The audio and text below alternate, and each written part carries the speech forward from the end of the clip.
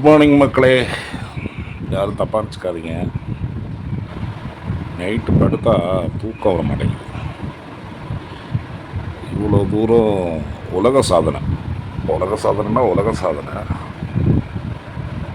அத்தனை மக்களும் ஊர் ஊராக அங்கே இங்கேருந்து வந்து எல்லோரும் வந்து சப்போர்ட் பண்ணி இவ்வளோ பெரிய மாபெரும் வெற்றி கொடுத்துட்ருக்கோம்.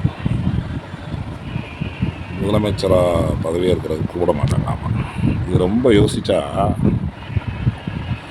இது என்ன ஒரு 10 தொகுதியில் 15 தொகுதி எக்ஸ்ட்ரா கிடச்சிதுன்னா அந்த பிரச்சனையே இல்லை. சரி, ஓகே. பட் ஆனால் இனி இவங்கள்ட்டெல்லாம் போய் காங்கிரஸ் ஓகே, நீ பாக்கி உள்ளவங்களெல்லாம் கூப்பிட்டு நீ ஏடிஎம்கே அலையன்ஸு அந்த அலையன்ஸ்னு கூப்பிட்டாலும் நம்ம தலைவர் விஜய் என்ன நினச்சாரோ அந்த ஆட்சி பண்ண முடியாது. திருப்பி எல்லாம் உள்ளார போடுவாங்க, 1000 பஞ்சாயத்து வரும். அவங்க சொல்கிறத கேட்கணும், இவங்க சொல்கிறத கேட்கணும். எனக்கு மனசுக்கு பட்டதை சொல்கிறேன்.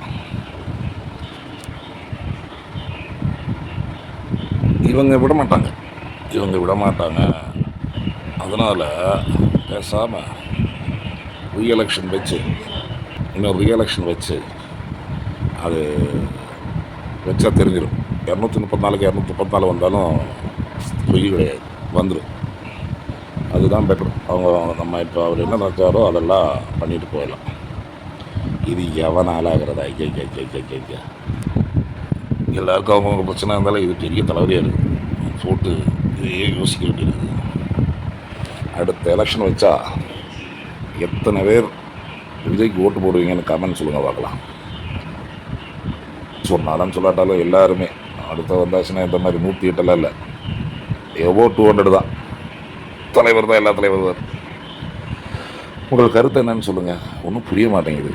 இப்போ வச்சு வந்தாலுமே திருப்பி அவங்க இனி வர்றவங்க ஒரு சட்டம் வைப்பாங்க.